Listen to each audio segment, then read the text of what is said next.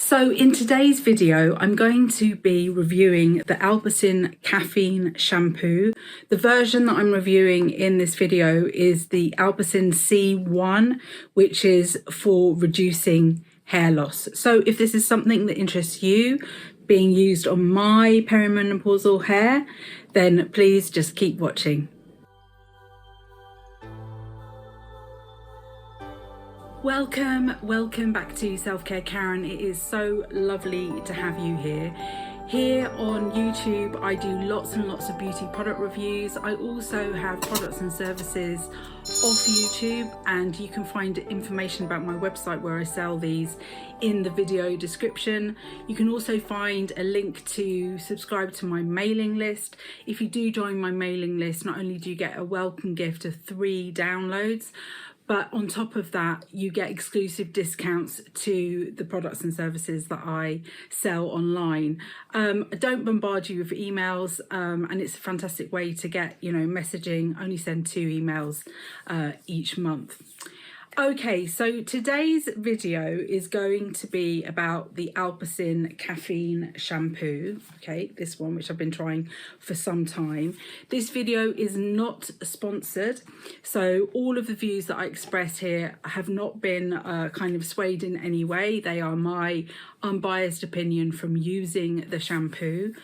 However, I will say that I am an Amazon associate, which means that I may earn from qualifying purchases. You can buy this on Amazon. I will put an affiliate link into the video description. If you decide to buy using that link, then I'll gain a small commission, and I use that money to keep reinvesting here into my YouTube channel. All right, so I am perimenopausal. I have been for, it feels like a lifetime. But it's probably since 2019, late 2019, after I'd had my son. I was probably getting a bit that way before. I had a lot of fertility treatment. But anyway, I am definitely perimenopausal. Hopefully soon I will be menopausal, but this journey in the perimenopause seems never ending. I haven't particularly experienced hair loss, which I know is a concern for many of us going through the perimenopause.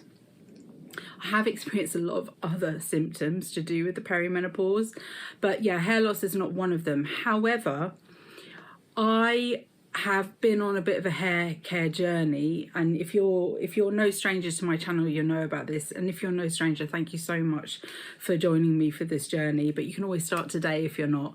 I've got loads and loads of videos about this journey, and I really took a look and modified my hair care routine, and I started trying different hair care products to kind of see if that would make a difference to the kind of look and feel quality of my hair. I do dye my hair a lot, so actually as I'm speaking to you, I'm noticing that my roots are showing, so tomorrow I will do some form of cover up of those roots. But because I do dye my hair a lot, the ends get quite dry and over processed, and I really wanted to see if I could find a way to kind of combat that. And I feel like I've really got in the groove with some really great hair care kind of routines. I've got actually a video explaining the tips that I've got for perimenopausal hair. I'll link that video here. But I wanted to bring in a caffeine shampoo into my routine. The first time I tried a caffeine shampoo was a few years ago, and I used the Planter 39, the kind of original green one. Again, I've got a deep dive video on that, and I'll link that here. And I did actually find at the time that I noticed there was a slightly less hair loss.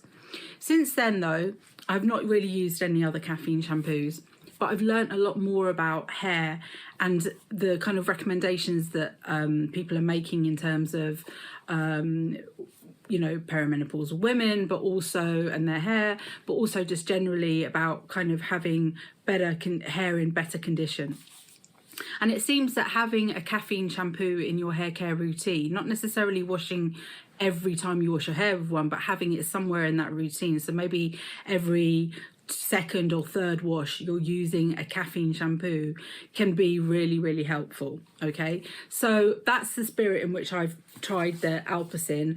Alpecin have got different versions, and by the way, Alpecin is clearly marketed towards men. Well, I say clearly because I feel like the colours are considered to be more masculine than feminine, but you know, I've just been using Just for Men to colour my hair recently. I've got 2 videos on those on using Just for Men hair colour, and I mean, the results have been really great. Just spoiler alert. And you know, it's so interesting to see how products that will work on both sexes are marketed just for one sex or for another. Anyway, that's a deep dive topic for another occasion. But yeah, so they do have different ones. This is the C1. This is saying it's reducing hair loss. But what you have to understand about caffeine is that it's not going to stop a hair that is about to fall from falling out. That's, I think, what I thought when I did the Planter 39 video. It's actually activating your roots to stimulate more hair growth. Okay, so it's and I think to have a really good hair care routine, you kind of need to have products that are addressing different parts of that. So yes, great to have a root stimulator, so check, but also then you want to have something that is repairing, so some form of bond repair. You want to have something that's conditioning. You want to have a shampoo that's clarifying. You know, you want to have all these kind of things somewhere in your hair care routine, and the frequency will depend on your hair type and, you know, your hair needs. All right, so I've been using this for about 2 months, not every wash, but enough to really get a good feel for the shampoo. I have to say, I really like the smell of the shampoo. It is, oh, I thought I could unscrew it. It is, I would say it's quite a masculine scent, but it's very fresh. It's kind of like alpine-y. It reminds me of Radox, actually, like the original green one. And I don't find it at all unpleasant. When you wash your hair with this, it says that you should leave it on for a minimum of 2 minutes before you wash it out. I've only ever got to the 2 minutes. I think if you had, you know, a significant problem, or you were worried, not even very, but worried about hair loss, you could leave it on for longer. I think what they say is leave on the scalp for 2 minutes. Oh, I don't know why I thought you could leave it on for longer. If left on for longer, more caffeine will be absorbed into the scalp. Okay, well, it doesn't say necessarily leave it on for longer, so maybe I haven't been doing that bad of a job. This is easy to apply, it's easy to wash out, but what you will find when you wash it out, and they actually say it on here, is that your hair will feel different, okay? It says this shampoo does not contain softening silicones, so your hair will immediately have more grip. Okay, I don't really want my hair to have more grip. I don't know if that's kind of like a male thing. I want my hair to be silky, soft and smooth. So I always, when I wash my hair these days, put in a leave-in conditioner afterwards. So that's what I've been doing when I've been using this, and then I get a good result.